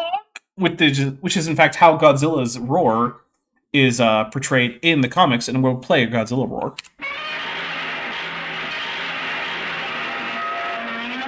And he also sends a Godzilla emoji, so we will drink for that. Sorry, Jackson, you couldn't hear it. It only played on my computer, but they could hear it. I don't know. I believe you. But yeah, you're right. You're totally right. It's nonsense. Nonsense. Yep. All right, here we go. But we would have to have forces besides gravity. Oh, okay. By the same token, when the nuclear force operates at an order of Fermi, 10 to the minus 15th meter, when you go out to the angstrom for the atomic force, that you have to be able to go down to that distance. Now, the Jeans criteria says that dPdr is equal to gm, really it's density, m over r squared. So one is going as 1 over r squared, the other is going as 1 over r. And when it gets to a certain point, the gravity will take over, but it can't get to that point because... Okay, he's saying because I was about to say why not, but he's going to say it. Which I'm not sure why this old man is here discussing this, because he seems to know more about the Jeans criteria than Charles Jackson does, so I feel like this old guy should be the one given the talk and not Charles Jackson. So that's weird, but okay. There's no mechanism for it to overcome that barrier, and so... So you're saying, like, before it would reach the critical point, yes. The forces of gravity wouldn't be strong enough to... They would never be strong enough. That's my theory of the Jeans theory. That's his theory of the Jeans criteria. Okay, yeah, this guy has his own theory. Now, I gotta hand it to him. He at least actually has some understanding of what the Jeans criteria is. So, like, he's doing better than Charles Jackson was, and he's just some rando audience member. I don't know why Charles Jackson was giving this. I would have much rather heard from this guy the whole time. Because, I mean, he at least knows some of the basics of this, which also kind of makes me wonder why he hasn't been, like, questioning Charles Jackson more. Because the thing is, even when I was a young Earth creationist, we had a young Earth creationist speaker come to my church, right? And I was a young Earth creationist, but some of the stuff he said, I was like, that can't be right. And so I questioned him on it, right? In the talk, I was like, hold up. And like, he gave answers that I didn't think were very good, but like, I at least gave some pushback. I was like, I'm not going to sit here and listen to this guy just spout things that can't be true. And yeah, I wish this guy had done that. He's just vibing. What's that? He's just vibing. Yeah, well, I mean, maybe. I mean, look, it confirms his biases, so what does he have to complain about, I guess? Maybe that's why I didn't stay in Earth Creationist. Maybe I was never cut out for it. Yeah. Yes. Yeah. As an educator myself, I'm ABD for a He's not a student. This guy's an educator. He's a teacher or a professor. Okay. Wow. Nice. doctor at Penn State in education. And one of the things I'm concerned with in education theory across the board is I'm seeing huge jumps in sort of, we're taking a position and then we're trying to build a defense around it instead of Oh, this is a different guy. Sorry, I didn't catch that. really a critical analysis of the data in order to develop and solidify positions. And it's sort of a concern in the modern academics context in many of the sciences where we're sort of saying, okay, this is our assumption and now we're going to build this base for it. How do young people in today's college environment learn that, we really tout the idea of critical thinking, but how do we learn to really look at and analyze and think critically when we're being presented with so much stuff that's like, oh, this is just true, and This boomer garbage. Go ahead, go off on him. This is some boomer garbage. The kids these days are just getting barraged with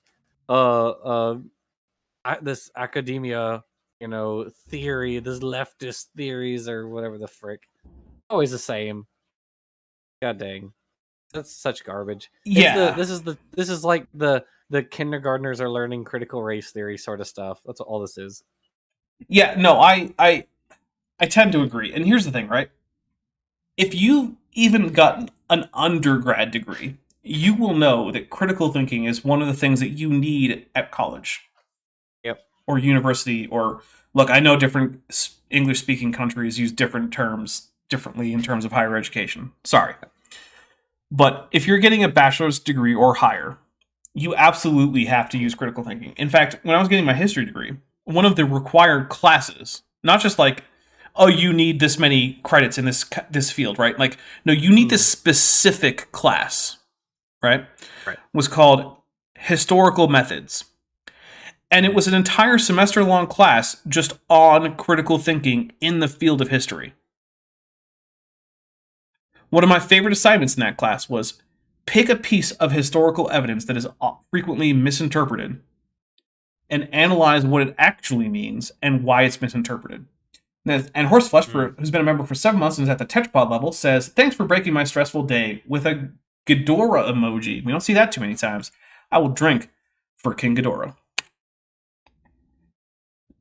Or Ghidorah. Say it however you want. I don't care. Anyway. And yeah, that was the whole point of it. Also, that assignment, I really liked it because I pulled my favorite history degree major trick, which is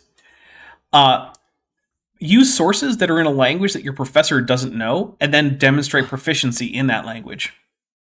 And then they're like, "Oh, I guess you need an A then." Yeah.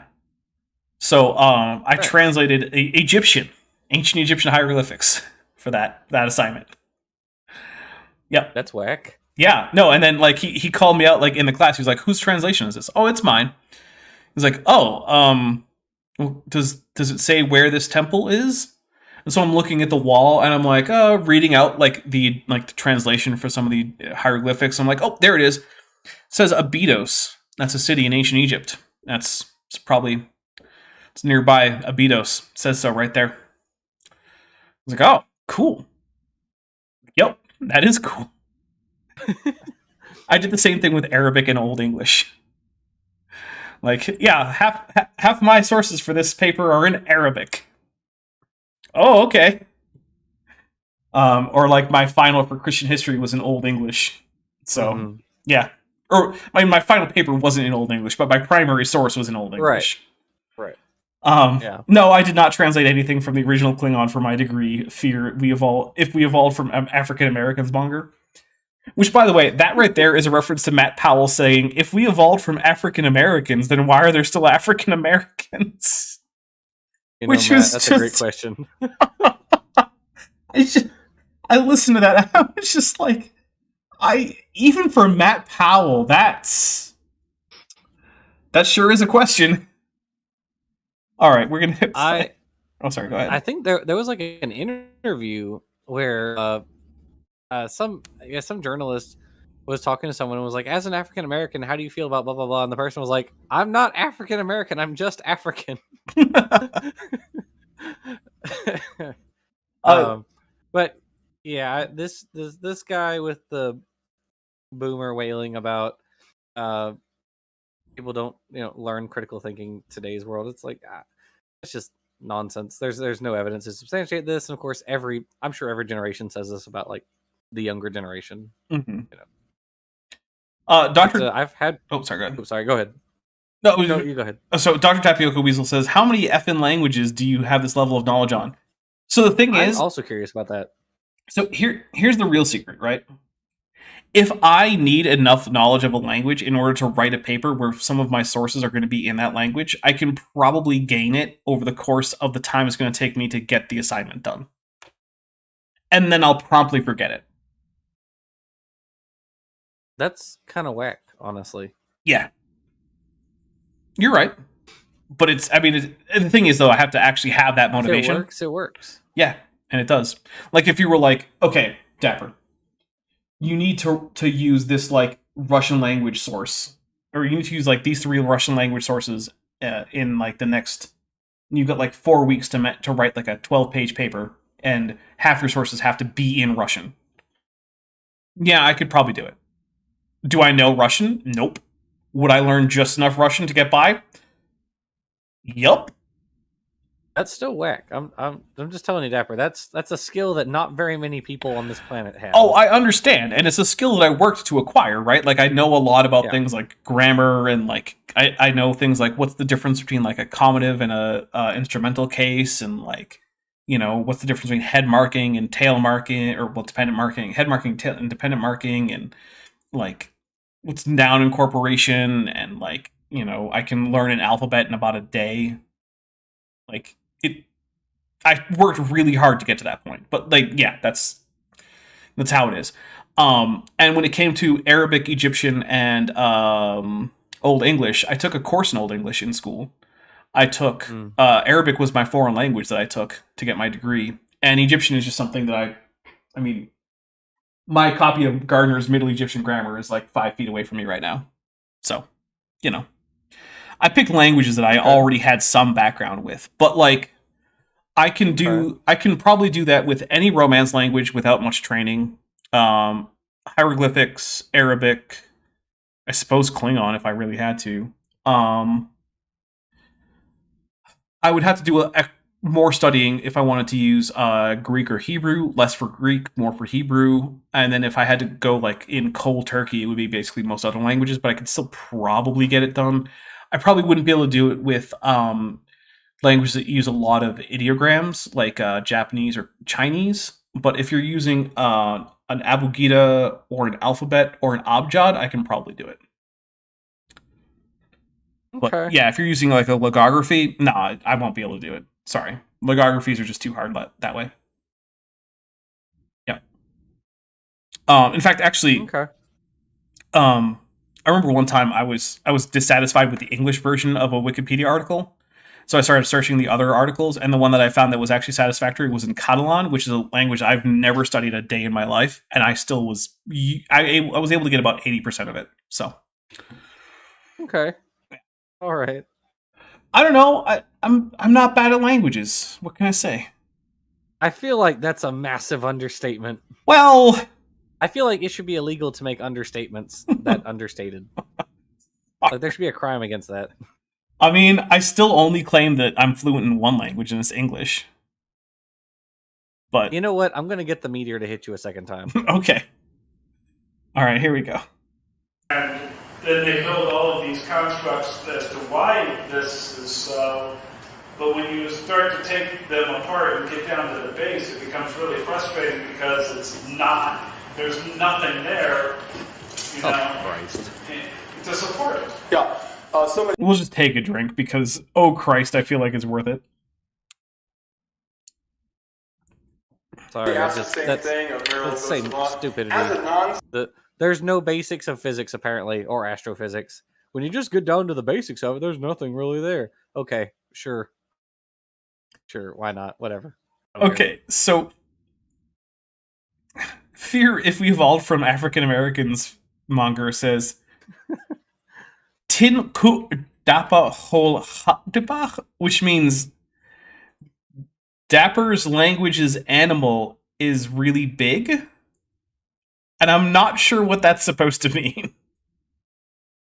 I don't know how to turn that into something that I think makes sense. I also don't know. Okay. scientist, how can I accept current scientific theories, for example, the wave nature of light, when so many theories of the past have later been proven to be incorrect? Is that kind of what you're asking? So, just to clarify, like it was a graduate student who was back there. I don't The think we grad found student- out what level of student they were, but clearly this was someone who was like in like the astrophysics department Okay. or something. Okay, all right. So the physics person who was back there, Bad Jackson just kind of moved on, just kind of went and walked away. Is basically what he did. He did not like meaningfully respond to anything the guy said. He just kind of waffled, and then he just said, "Next question." Yep. And that's what happened. Yeah, no, I that. just wanted to make sure I followed. Yep. And Savage Mammals Evolved in the Eocene Cobra for $2 says, picture on screen, the least common denominator. Yeah, that's true. And Dr. Tapioca Weasel has gifted 1 Dapper Dinosaur membership, so we will take a drink for that. Here we go. And I will take a look as to who got that, because it hasn't shown up yet. Which is weird, because there's definitely people in here who are not members. But when it does show up, I'll announce it. A little bit better. In fact, there's so much of that right now that just seems... Now, Marilyn Beausavant says here, she said, I think it's wrong to teach creationism in the schools. So she does not a creationist like me. But I also think we must be careful not to teach theories as facts. And I gave you that quote before. But Oh, it went to Daniel Fitzpatrick. Welcome, Daniel Fitzpatrick. Everyone, send tetrapods and sessile tunicates. Sessile. All right, Jackson, why don't you explain to the audience why it's dumb to say, oh, you shouldn't teach theories as facts? Well, I think what he's doing here is the age-old, it's just a theory, which is, I know your audience knows, is not how we use theory in science. Theory is not a guess, not just a hypothesis. It is a collection, a body of facts, observations, experiments, mathematical models that have been collected over usually decades, if not over a century, for several of our theories. And they are, in many cases, as close to, they're built on facts, right? Theories are themselves built of facts, right? That's what the theory is. So when you say you're teaching theories instead of facts, that doesn't really make any sense. Because you can't teach the theory without reference to the facts. Yeah. I don't know. How could you teach, atomic theory without referencing, what we know about atoms, what we've shown in experiments, and how we know that they react and things like that? Right. I don't know how that would work. And one of the things that I would like to point out is, the idea that germs can cause infectious diseases is a theory. Yeah, right. I would also call it a fact. Yeah. Mm-hmm. theory, in fact, might not be the same thing in common parlance, but in terms of science, things that are at the level of being a theory are so likely to be at least mostly true that calling them a fact is reasonable. To me, at least. So Yeah, and I mean, the same for like, the evidence of evolution includes, direct observation of evolution, right? Mhm. It's really hard in my mind to witness evolution happening and then say it's not a fact. You know what I mean? yeah, there is that. And we all know It's a that little Charles difficult. Jackson knows that we witnessed evolution happening. Because remember, Right. the first thing we did, as far as I remember, was his bacterial resistance, like bacterial antibiotic resistance developing in bacterial species isn't evolution. It's like, no, it just is. Yeah. Steve Reno for $2 says, but Jackson, it's just a theory, with heart emoji and disgusting pelagic tunicate emoji. You know what? I agree. It is just a theory. Yeah, just a theory, which basically means, the highest level that science can ever elevate any idea to. Theories are more important than laws, by the way. Yeah. She says And here, theories are built of laws. Mm-hmm. Yep. It takes many laws to make a theory, generally speaking. Mm-hmm. you're a scientist, I think you should ask yourself the same question. Not long ago, I wrote about the Kansas State Board of Education's decision, which was 1999, to delete evolution from the state science standards. They didn't. They just called it change over time, and it was still in there. They just didn't call it evolution. It was a big court case and all that. A court case, I believe, the case was it? Creationists, don't know, but I believe... Which one? I missed it. Yeah, but as far as I know, creationism is What's the opposite of undefeated? They're The opposite of undefeated? They're 100% completely decimated? defeated. Yeah, they're always defeated when it comes to court cases about teaching evolution versus creation in schools. They have a track record of 0 to whatever, as far as I know. Because remember, intelligent design only exists or only came into existence because Edward V. Agriyard ruled that you can't teach creationism in public schools. It's just religion. Now, so Jack DeHarts for £2 and also Goopdo3 for $2 come in with the same joke, basically. Jack DeHarts says, but that's just a theory. A creation theory. And Goopdo3 says, a game theory. Thanks for watching. Yeah. Thank you. I actually prefer the food theories. Yeah. Yeah, so... Because, he's got the game theory channel and the food theory channel, but the food theory I actually find a little bit more interesting because, those actually have, there's a real answer that you can find out. Whereas in the game theory, it's like, oh, but what if this crazy lore thing is true? But there's no way to know if it is or not. There's no, conclusion to that. Right. So that's why I like the food theories a little bit better. I used to watch, lots of YouTube videos about movie theories and stuff, and I stopped watching them because they would analyze. It take 20 minutes to analyze a trailer, a 3-minute trailer, and then their analysis would be utterly wrong about the movie, just completely detached from the movie itself, which is the point of the trailer, right? Mm-hmm. The people, they release the trailer because they don't want you to guess what the movie's about. That's why they did that. They want to bring you in, get you interested, but not that you see the trailer and you're like, oh, well, I know the ending. Duh. Oh, here's an interesting thing. I already owe one Feather video. I'm really close to owing another Feather video. But after that, I just got tired of watching them. So you know what I will say though, I do like lore theories about Dark Souls and Elden Ring. Because that lore is fairly obscure, so I do like those. I also got in a little while to people going out of bounds in games and stuff, and finding little minutia, Easter eggs and stuff. I was kind of into that for a while, but I don't know. I don't play that many video games, so Jackson, get a gaming PC and play video games with me. Just do it. Uh-huh. I added that evolution is easy for both scientists and non-scientists to support. I'm going to say you can't prove it, but you might support it. But that the Big Bang Theory is different. So here she goes into critical thinking, doesn't mention critical thinking on evolution.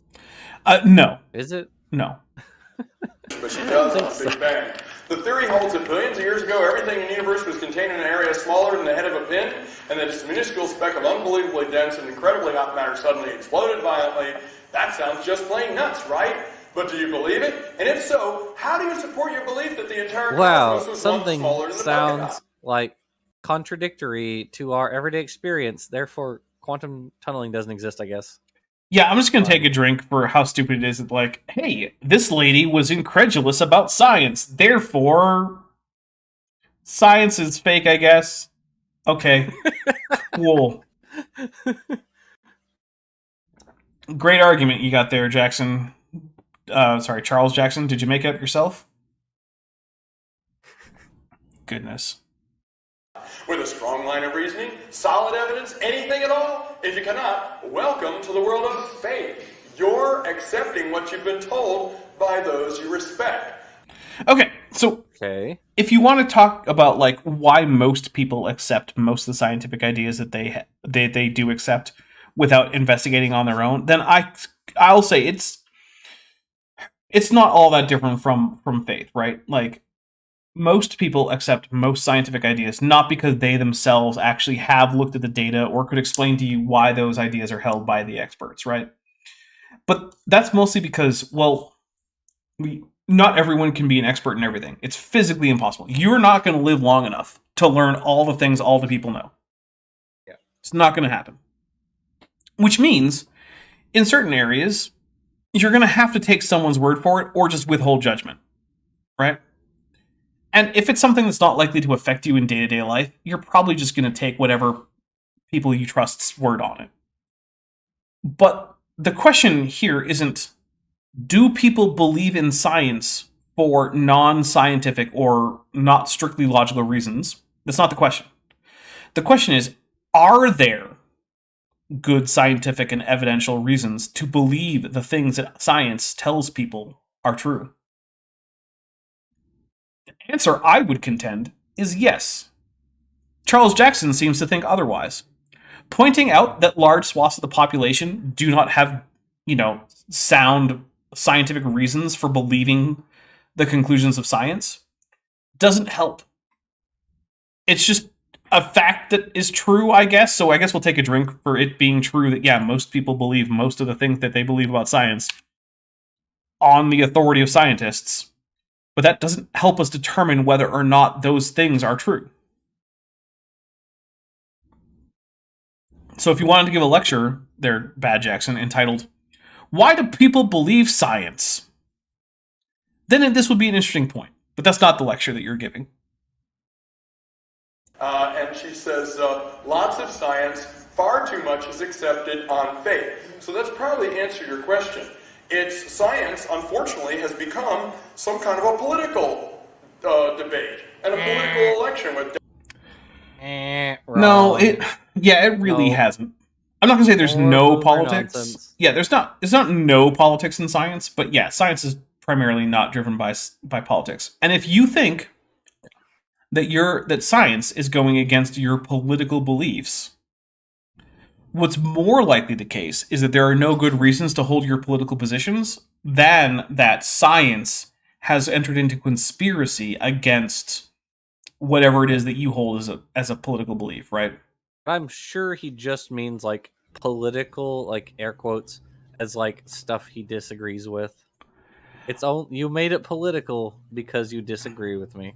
Yeah, there is that. It's not political if we agree. Mm-hmm. Yeah. So.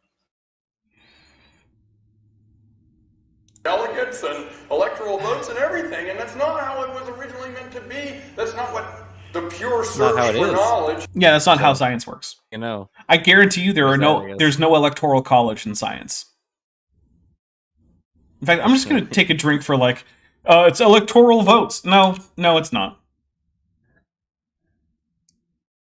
So I saw a really weird poll about the electoral college, which is, do you think the electoral college helps or hurts presidents being elected? I'm like, that's a nonsensical question. It's how presidents in the United States are elected. Well, it's like that's just how the presidential election in the United States works, right? You can say, do you think it's a good idea or a bad idea, right? But you can't say, does it help or hurt presidential elections, right? It's like saying, do you think that counting scoring helps determine who wins a basketball game? Well, yeah, I guess so. Like, what are you talking about? I mean, we got to elect them somehow. Right. You can have an argument as to whether this is the best way, but, like, it doesn't help or hinder. It's just how we do it in the United States. Yeah. Mammals evolved in the Eocene cobra. For $5 says, Bad Jackson once again demonstrates evolution by showing that some hominins share the smooth brain trait with other primates. Ouch. Oh, man. And I do believe that actually puts us over the number for another feather video. So I now owe you all 2 feather videos in a row. Like I said, I've been taking it a little bit easy this past week because June was absurdly busy and I was in serious danger of just burning out.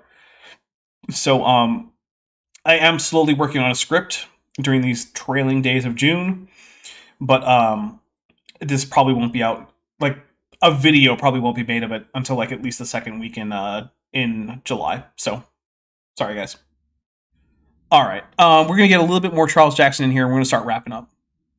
Should be. It's about personalities and endowed chairmanships and National Science Foundation grants and book authoring deals and massive egos and reputations. What if someone who'd been teaching some theory for 30 years and the theory was disproven?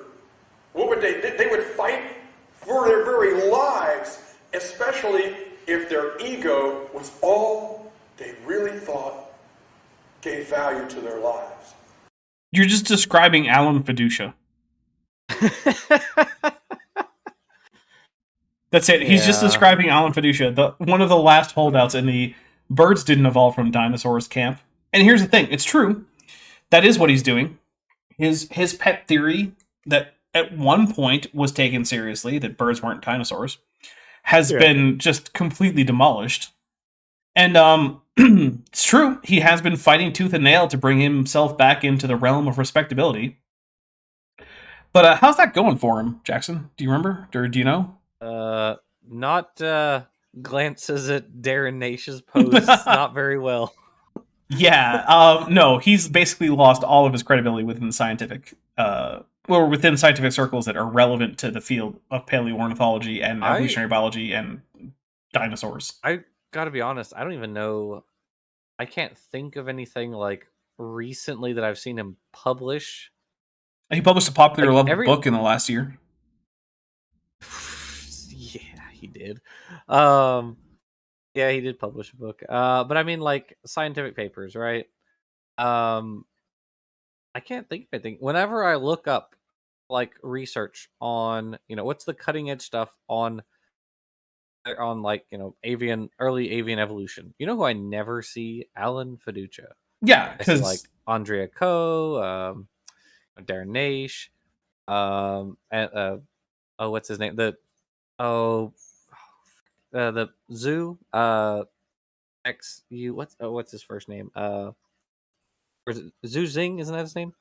He's one of the big Chinese paleontologists. I think it's like Zhu Xing, I think is how it's supposed to be pronounced or something. But look, I don't speak Chinese. Never Fiducia. Yeah, no, it's never see Fiducia. No. Yeah. And that's the thing. That's how science tends to work, is when your ideas are disproved, the field moves on, even if those were the dominant ideas. And if you want to be the guy screaming into the darkness, pay attention to me, I was right all along, despite all the data. Okay, that's great. You can do it, but no one's going to pay attention to you. But there's Charles Jackson thinking, like, no, all of science just goes on with, obviously wrong ideas because it was part of some guy's thesis or something. Basically going with the science works the way that my religion does, in that it has prophets, and what they say is how science works, and we're not going to give up on our prophets. Except that isn't how science works. Darwin wasn't a prophet. Lamarck wasn't a prophet. Newton wasn't a prophet. Einstein wasn't a prophet. Their ideas are accepted to the degree to which the data can support them. Yeah, I mean, you can find lots and lots of papers that have no problem saying Darwin said this, but what the data actually showed was, blah blah blah. That happens all the time, famously, Darwin had some problems understanding some stuff about barnacle reproduction as a result of some of his ideas, or what little they knew about barnacles and things like that at the time. Speaking of which, where's my video on parasitic barnacles, Jackson? You're gonna get it, Dapper. You're gonna get it. There is a barnacles tale, which will Okay. include parasitic barnacles. When's You'll that? get it. How many more tales do we have to go? A little bit later. Do you want me to read you out the list? I can consult the list, Dapper. Like 2025 or earlier, or what? That is certainly a potentiality. Goodness, it's never happening. Savage Mammals Evolved in the Eocene Cobra for $2 says, apologists never give up on their profits either. Oh, but he spells profits with an F-I-T-S, like a Ferengi. Yeah, no, they do like their profits. I'm not gonna disagree. All right, guys, we're gonna start wrapping it up here. Okay, good, Jackson. You got anything coming up that you want to tell us about? Well, I'll tell you about something that just came up on Me Channel. I was spurred to action to make a video about anti-vaxxers. Yes, I saw that. I liked it. Thank you, I appreciate it. The title of that video was almost "Anti-vaxxers are pro-disease." Harsh but fair. And the reason it wasn't is Nestling. He had you tone it down a little bit, huh? He did. I really do appreciate Nestling and everything that he does for the channel. Well, don't give me moderator controls over your channel, because not moderator, manager controls over your channel, because I will absolutely change it to that. I came out swinging, and he helped tone down a lot of the stuff that I not noted that anything I said was wrong, just that maybe it was a little too harsh. Okay. So we kept some of the stuff in. But let's see. The Salamander's Tale is the next video in the Ancestor's Tale series. It's already scripted and everything. I just have to record and all that jazz. So we're finally leaving the amniotes, and we're linking up with the amphibians, joining all of Tetrapoda together. Nice.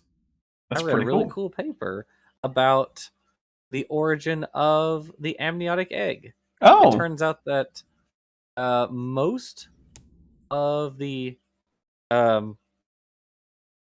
parts of the amniotic egg could have evolved, may indeed have evolved, prior to the amniotes actually conquering the land. Interesting. It may be the case that the amniotic egg is more of an exaptation rather than an adaptation to terrestrial life. So.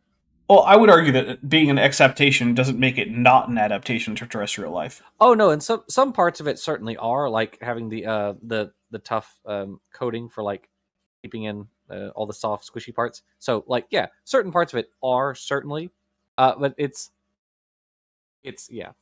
So there's that.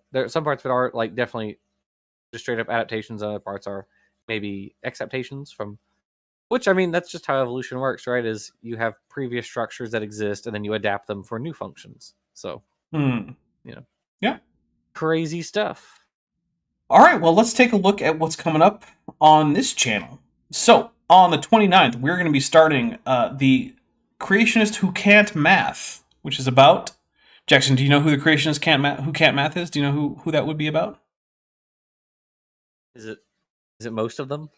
Well, yes, but it's one who in particular should be good at math, but who is notably bad at math.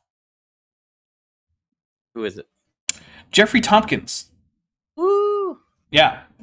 That's going to be starting on the 29th at noon Pacific, 3 p.m. Eastern. On the 1st, I am planning to have the next episode of Dapper Reacts. And then on the 4th, we're going to be doing Count with Bent, but do be aware that the plan is currently to do it at noon. And I don't know if we're going to be doing Power Rangers after. I have to confer with Bent Hovind.